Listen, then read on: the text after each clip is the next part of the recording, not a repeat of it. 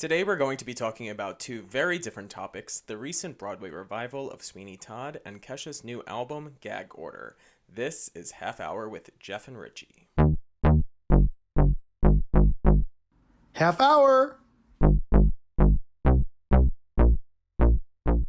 What's up, everybody? It's Jeff and Richie, your co-host, and we're bringing you our weekly conversations on our top theater and pop music topics. And just as a disclaimer to everyone, this episode may feature some spoilers, but you have been warned. Mm-hmm. So we're going to start in Broadway land again today because we are talking about the new Broadway revival of Sweeney Todd. So, Richie, take it away. All right, a little backstory as I always like to give. Sweeney Todd, the Demon Barber of Fleet Street, a musical thriller.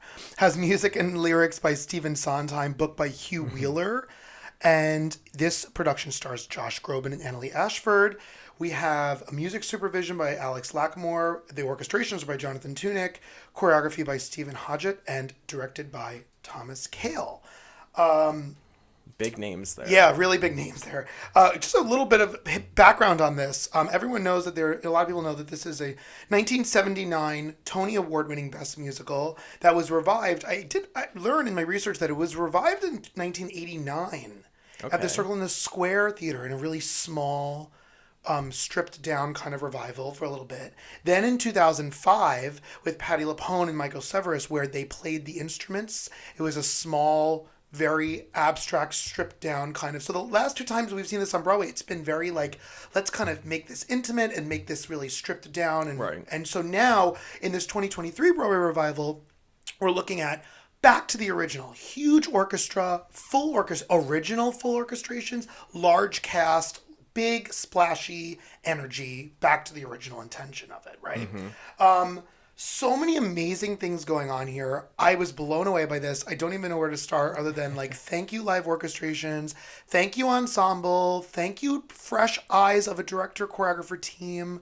It's like, thank you everyone. Yeah, this is a production where I feel like the people who worked on it really worked on it together as a team. And we're like, let's do Stephen Sondheim justice, but let's also tell this in maybe a true to form way, but also make it our own a little bit too, which is what I love that revivals do. And that's good. Yeah. You know, what did you think were your overall thoughts? It's another Stephen Sondheim musical under the belt for me. Yeah, exactly. We've seen so many now, but even over just the last year with Into the Woods and Company, it's like great. Yeah. I'll put this musical up there for me, that it was something that I really enjoyed. And not to harp on this all the time, but what I really enjoy with a lot of the Sondheim shows are that there's such a story and he writes music to the story that's happening on the stage. It's not just random music thrown into a musical here.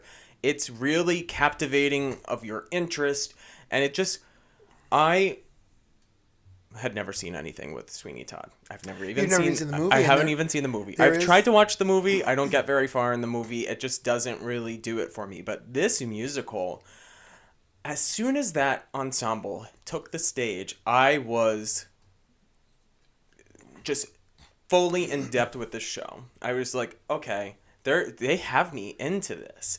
And something that I learned about this musical and this production was like choreo is usually not a big thing. Right. And when we saw the nomination come out, you immediately said, how is Sweeney Todd nominated for choreo? Yeah. And as soon as I started seeing this, I said, how was this never part of the musicals before that? Because I always hear about these stripped down versions. And some people have already also complained about this being kind of minimal, but I thought that there were so many great things happening with the cast, number one, but I also loved the set.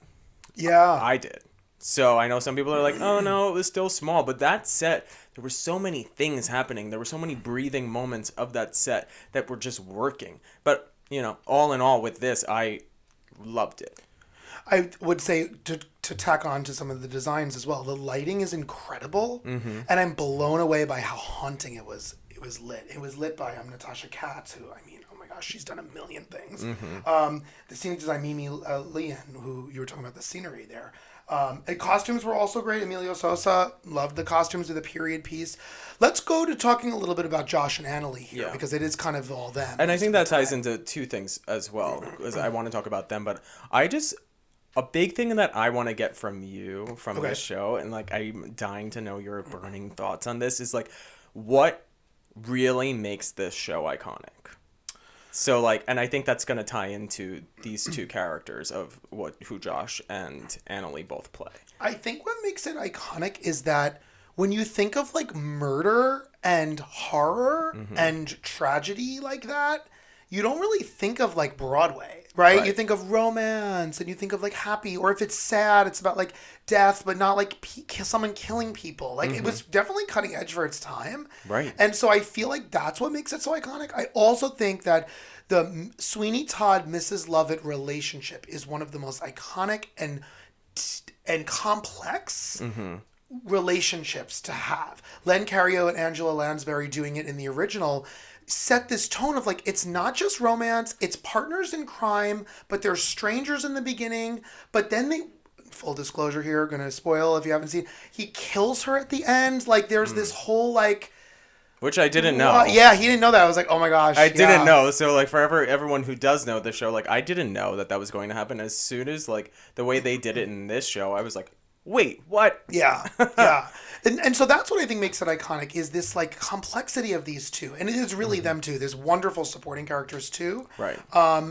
But overall, it's just that, and it's the sweeping score, and it's moments. Yeah. It's the first slit of the throat.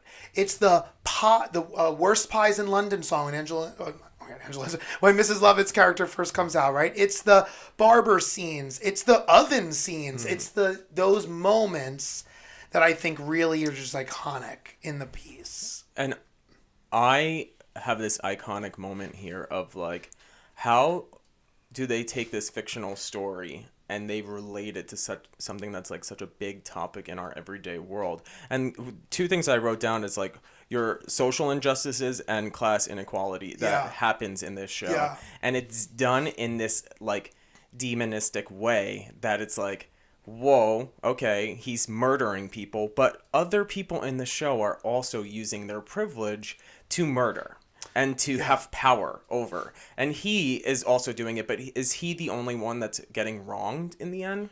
Well, then he's trying to get back at the judge, and the judge has his daughter and all this backstory. Yeah, it is such a commentary on class and social systems, and obviously Sweeney and Mrs. Lovett are like horrible people still for doing what they're doing, but you know, it's just, there's also this like it's brilliant to take something like this and add comedy to it, and you sometimes can't realize how much you're laughing. And I think that's what's really smart about Hugh Wheeler and Stephen Sondheim putting this together, saying like, wait, A Little Priest is such an important and needed moment in the show. We need 10 minutes to laugh about how insane this is.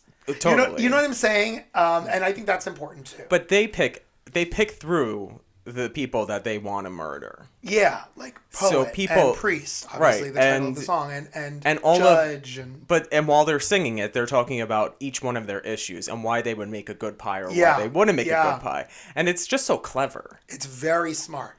And what we kind of learn later, when they do start murdering, who do they target? They target people without families. They target foreigners. They target certain things that they could put in the pie that no one would miss. So they're also acting in a way of like, this person doesn't matter. And they feel like, oh, well, I never mattered. So like, it's just, that's the clever part for me. Yeah. And I think bringing it back to its original form really helps with that, which is why I think adding some choreo works. Some of the like shadowy characters imitating a scene as they're singing about it works. I from a choreography standpoint, it works totally. I do think it's a shame that Tommy Kail was not directed for didn't get a Tony nomination for Best Director for this. He deserved it. Yeah, I just think that's such a shame where you're seeing a vision come to life, and I just didn't really think that. I thought he should have received a nomination at the least for that, and that's a shame that he did not. But talking about some of these performances, I mean, well, let's leave Josh and Annaleigh for last, but I would love to go to Ruthie Ann Miles as the beggar woman. Totally works. Totally. She's amazing at what she does. That character is so interesting, and I love what she's doing with it. Yeah. I thought Gata Matarazzo as Tobias was great. What a character. I was saying this when we left the theater, how the character starts the show and ends the show. Really intertwined in the plot, is really well written, and he has this, I love Not While I'm Around. It's like such a tearjerker for me, and I think it's one of the greatest Sondheim songs he ever wrote.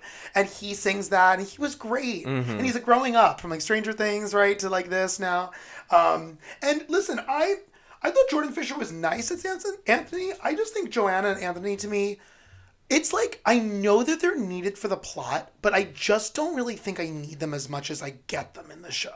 We get so many scenes and songs with them, and I don't know why I feel like... the Joanna theme throughout the whole musical. It gets it's a little one too old. many times. The Greenfinch and Linnetbird song is beautiful, but like if I was sitting in Carnegie Hall watching her sing it with an orchestra, like in the plot, I'm like, why? I get it. Like she feels like the trapped bird, and there's the bird seller, and I understand that, but it's a little much for me. For a 2-hour and 50-minute musical, basically we were getting out. It started at 7. We got out at basically 10 o'clock. So to have a show this long... cut a little bit back on their stuff. That's my thoughts. But did you feel like the show was long? No, because it moves and it has moments. If anything, I would want more development in other areas, because I do feel like Act 2 ends up becoming a little rushed. Yeah, and Act 1, it takes us all the way to the end of Act 1 to realize, oh, now he's going to start killing people and doing the pies. But I also guess, like, in Act 2, like, how many times could we just watch him kill people? Right. You know, it works, it happens, it's done, and then, like, we move on. But it gets very, like, Les Mis at the end, where, like, everything is coming and burning and crashing and at the end. Dying. And, you know, and everyone's singing and everyone's this, and then everyone's dead. Yeah. and then let's talk about Josh and Annaleig's performance. Let's go to Josh first. He's a wonderful singer. Yeah. No doubt. Right? Like, and the man is glorious vocals. It. Like, it's insane. I don't think the acting is at the level of the vocals. It's there. It's almost like he was more committed in the songs and scenes with her. And then anything alone just seemed like the balloon was deflating a little. For me, when he was, these are my friends, and he has the blades, I'm like, all right, it's getting a little like, But then he comes to life with Annaleigh, and I think she pulls that out of him a lot. I would say something on his performance, and if I'm supposed to believe that he really wants revenge, I don't believe it. It's a little lackluster at times, some of that. And I needed to kind of have that feeling. And I don't have any other performances to compare him to, where I haven't seen anyone do the role. So I'm really going off on him. Yeah. So it's fine, but I know the character and I know what he wants. He wants revenge on the people that wronged him. Yeah. So I don't really get that from him coming in being like, okay, I'm ready to kill. Right. It's there. It's in the text, but it's not really like... And it was fine. And it could have been like, they could have done something else with the role. And like, I like that he did what he did with it. Right. And he's fine. It was great. It just wasn't, to me, the star... And who carries this show. She's a star. Is a star. Annaleigh Ashford. Yes. It's brilliant what she's doing here. And I will say this because I totally want to know what you think too. But when you have someone originate a role, an iconic role, I always say, what did all the Roses do before Ethel Merman? Right? So like, I always think it's smart when you take a little of Ethel and then you make it your own. What Annaleigh is doing here is taking a little bit of Angela and then making it her own. What a tribute to Angela Lansbury, and yet at the same time, she made it this completely new thing. Like, you would think, oh, that's an iconic role, but also, did she originate this role? When you feel both of those things, there's the sweet spot to me of, there's the performance. Do you understand what I'm saying? Which is why I think this also, as a whole, this whole musical really kind of hits the nail on the head of like why it's really great and iconic, because it took an ode to the original production from what it sounds like and brought it in here. So the people that studied that and brought that into this piece and then enhanced it. So what did she do? She really enhanced it in what? A little bit more of a sexual way than probably Angela was doing. But then there was comedy, like awkwardness, and then there was like, I lust for you. But and that comedy never left. So the same comedy that Angela brought, Annaleigh brought. They just brought it in different ways. Yes. She brought it in a more like, she's kind of demonic as well. Yes. But it's Angela did. And now, you know, Annaleig's bringing it as this like sex crazed like woman who is funny, but also demonish. It's also this amazing complex performance and character of like, I want you, but you're scary, but I like you, but am I doing this with you? Whoa, I'm not. Yes, I am. But she's partly him. Yeah, and she's there doing it all. And then to see him turn on her at the end and do that to her is astonishing in their relationship too. Right, because she turned an eye for what? To climb the ladder. Yeah, right. So she knew, oh, okay, my pie shop is now working. I can pay off my debts. I can buy things. I can do things. And she wanted to do that with him. Right. They were just doing it in the wrong way. She is, I'm going to say it, I think she's going to win the Tony Award for this. She's definitely going to, it's between her and Victoria Clark. For me, for this season, we're going to have a whole episode on Tony predictions coming up in a couple weeks, so hold on for that. But this is just, I'm yearning for her to keep coming back on stage. I'm blown away. And I know we're getting close on time, but I have to say one more thing about this performance. Favorite parts. And also, just make this directorial, though. Like, give me what was directed really well. Iconic moments from Tommy Two iconic moments, and both times you must have heard me gasp. Because I probably did too. Yeah. It was the last 3 seconds of Act 1 and the last 3 seconds of Act 2. And I always say that an amazing director choice is how does a scene, especially an act, end? And what are you left with? I can name a million plays we've seen where it's like, that feeling of is how it ends, whether it's musical or play. When they smash those cleavers and rolling pins down on the pies at the very end of Little Priest, and it splatters everywhere to instantly black out those lights. When the whole song, they're pantomiming. Yeah. That is brilliant to me. And I was like, they're like, at all. And dun, dun, dun, bum. And I'm like, ah! I was like, oh my God, I'm feeling it all. And then we go to the end of Act 2 and like, okay, the Ballad of Sweeney Todd. And they're like, they are the Demon Barber of Fleet. And I'm like, oh, they're walking together. Like they're together. They're holding hands. And it looks like they're just going to walk off into the distance. And we were upstairs, and I should have probably noticed that the stage was open, but I just didn't for some reason. Maybe because it was lit so well. Another ode to this amazing lighting. And I was like, they're walking, and then they stopped, and they looked at each other. I'm like, what's about to happen? And they jump, and I'm like, down to hell, or down to the earth, or down to hell. They're going. And I was like, oh my God, this is the way to end this. Those two moments alone should have been Tommy Kail's Tony nomination, but I was blown away. If I remember correctly, I'm pretty sure there was fog, and that's why we didn't Maybe that's why we didn't see it. And I think, and I know they go, the Demon Barber of Fleet Street, I think at the very end, and I have to look at the score, I think the Demon Barber of Fleet, orchestra, streets, bum, like it's this like different kind of an ending. And they go with the orchestra. If you listen to the orchestration, which is what a smart director does, the orchestra is going bum, bum, bum, bum, bum, bum, bum, like something's falling. Yeah. Like it makes sense that that's how they would literally end. But there's so many messages in that as well, because he's now going into the street. Like he's into the street, falling with her where he did all this. Now he's part of that street. Yeah, it's just really incredible. Were those your moments too? Yeah. I wanted to point something out that I really, really loved from a choreography point.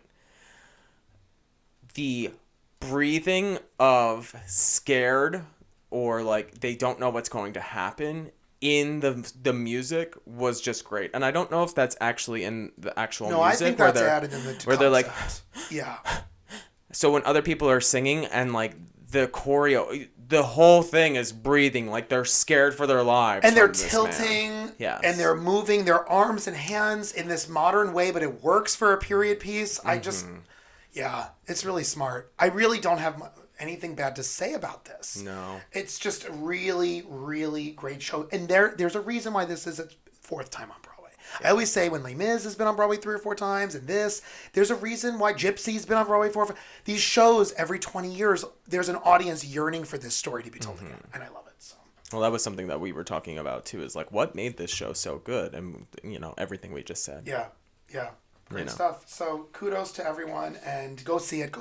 We get the tickets in advance. I know it's a hard ticket to get, but go. Just go. Yeah. Really loved it, so. Moving over into Popland, Kesha just released her new album, Gag Order. So this is a departure from her previous pop-oriented work. It showcases more of a rock-inspired sound and lyrics that address themes of power, control, and the Me Too movement. This album is an unapologetic and powerful statement from Kesha, who has been vocal about her own experience with abuse and harassment in the music industry. Gag Order is a bold and compelling work that showcases Kesha's growth as an artist and her commitment to speaking about truth and power. And I feel like that's like a great way to kind of sum up what this album is. And while listening to it, if you don't feel those words, you got to re-listen to the album, because I think that this is a strong move for her, especially when she still has to put her music out under Dr. Luke's record label. So it's a big thing. But we listened to this together, so I did want to get your opinions on the album, whether you like the sound or you just like what she's doing, I think it's important that she did this. I think it's great and brave that she did something like this. Right. It's great, and there's emotion there, and there's lyric that means a lot. And that's the best part to me, is to see someone really use an art form like that to express how they feel. It's a lot. Mm-hmm. It's a lot to listen to the whole album like that. I don't know if I hate to say could she have done less songs? I don't want to say that. Maybe there could have been a breakup of... A lot of the songs sounded similar to me, so it was hard to differentiate emotion on different song by song. Because to me, it was all blended as just one tragic pain. Yeah. Even the last song, which I think is called Happy, or Happier or something, seemed sad. So I don't know if there's... But it was fine. It was great. I'm glad that she's doing this. I just don't know maybe how it could have taken us on a little bit more of a roller coaster journey than just to me, it was a little of the same for 13 songs.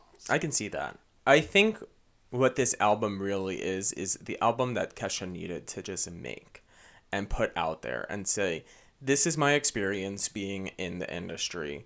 This is how I was created. I was put through the industry. I was hurt in the industry. The industry doesn't have my back. And now let me talk about this. And I applaud that she even made this album and put it out under the label and the contract that she still has to do. So that's a lot there. But I will say, if you listen to some of this, and is it going to be her most iconic thing? Probably not, because the pop industry is weird and it really only applauds and, loves certain things. But people will look at this and appreciate it, and they will say, we are ready for Kesha to fly like a bird now and make the music that she wants to make and put that out, So and I know you had some standout tracks that you probably wanted to talk about too.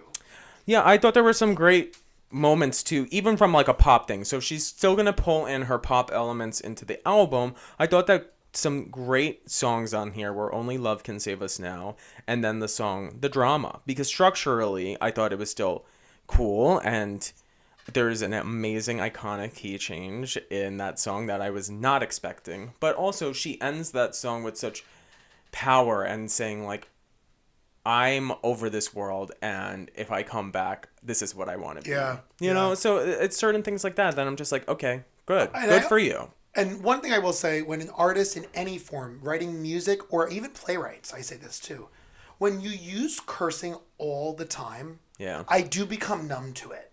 So when every song has the F word a million times, I lose the impact of it. But when Taylor Swift says it once in one song, ooh, that hit. Or when someone shouts it in a play once or twice versus blank, blank, blank, blank, blank, but I get numb to it.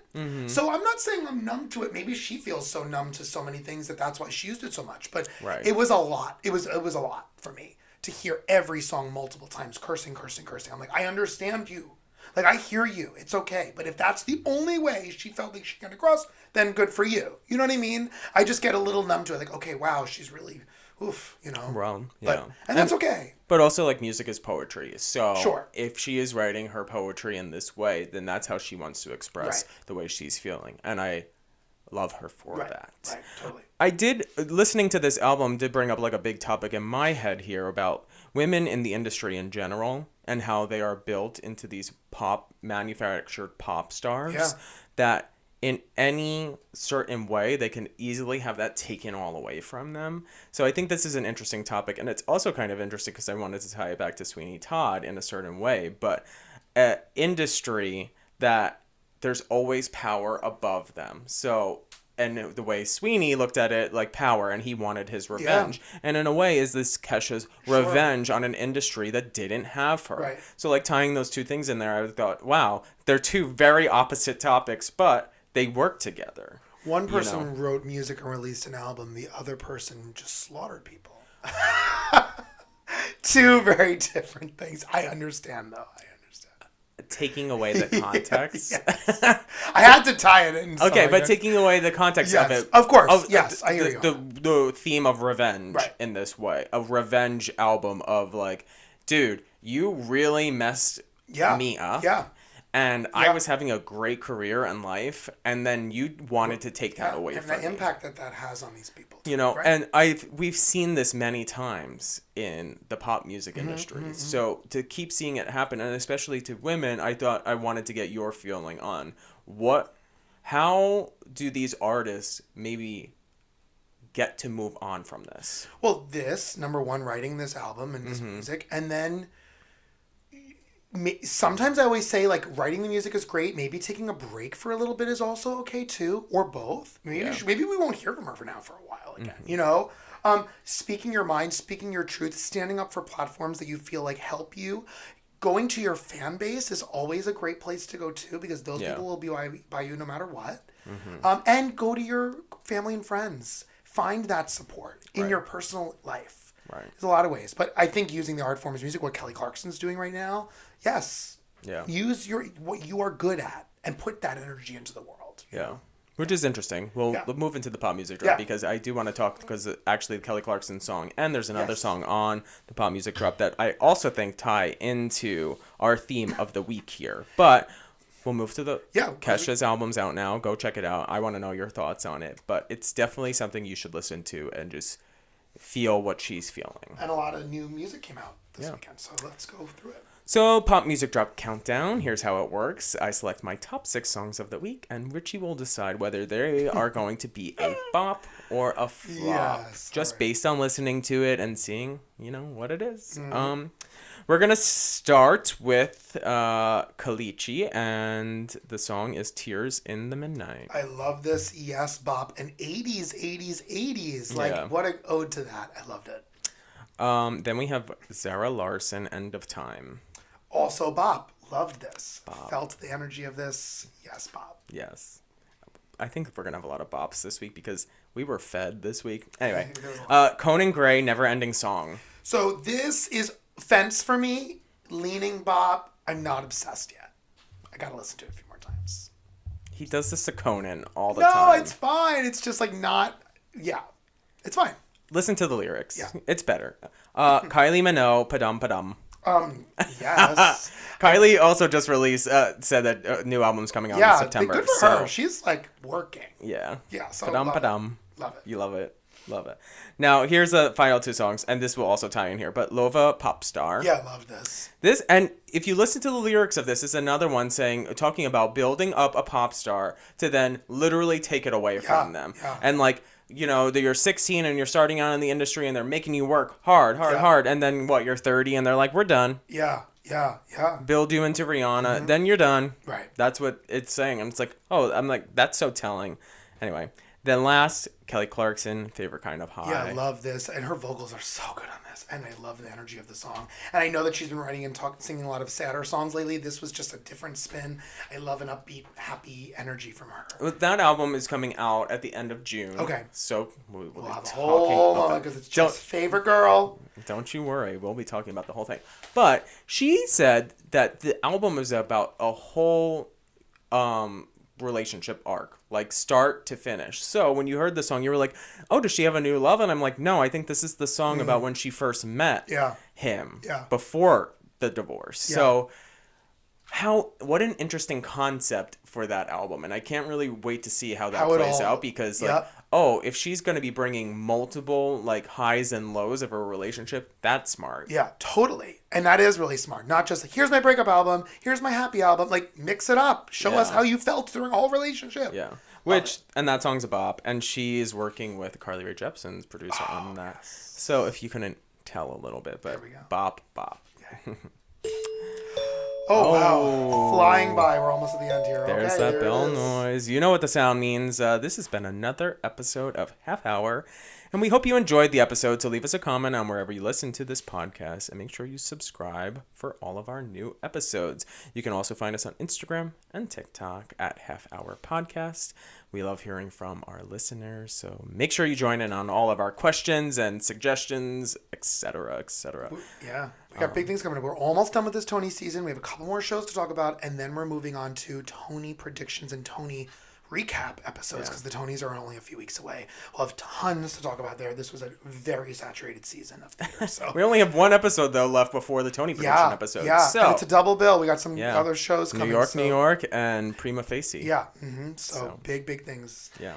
And more pop music, of course, because summer's coming and everyone's releasing their music. So we course. love this time of year. Yeah. It's- And next week we see Taylor Swift. So that oh, will yes, also be we have that concert. We're going to see her. that will also be part of the conversation. Yeah, Half Hour Podcast is attending the Taylor Swift concert, the Eras Tour. So we'll have a whole update on that. Can't wait. Yeah. Anyway, thanks you all for listening, and we'll see you next Monday. Saying ta-ta. I'm Jeff. And I'm Richie. Bye. Bye.